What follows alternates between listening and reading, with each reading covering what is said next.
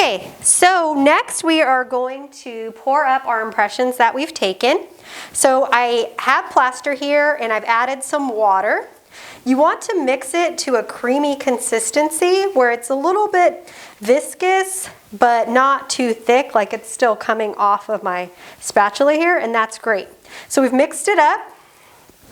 This is about enough for one impression, so you can do your impressions separately or you can do them one at a time. So I mixed it up. Next I'm going to turn on my vibrator on low, and I'm just pushing the bowl down, trying to get those air bubbles to come up to the top here. And you can see some are kind of coming up there. And next we're going to put the plaster into our impression.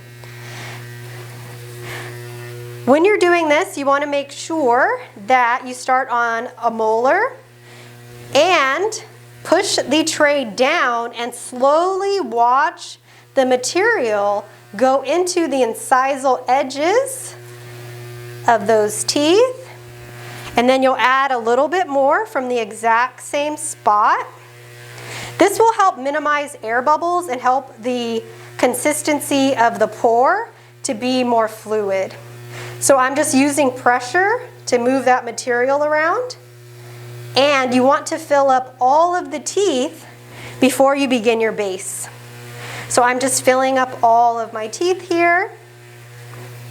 One other tip, before you begin to pour, you want to make sure that your impression was dry and disinfected. If you have a lot of residual water in your impression, it will mix with the material and it won't be as strong.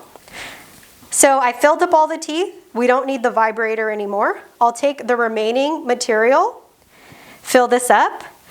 Depending on what you're using the impression for will determine what kind of base you will do. So the base is just this top layer.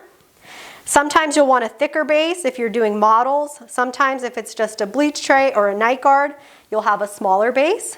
So for this demonstration, I'll just be doing the smaller base. So I filled up my teeth, added the material, and then we're going to let that set up depending on the manufacturer's instructions.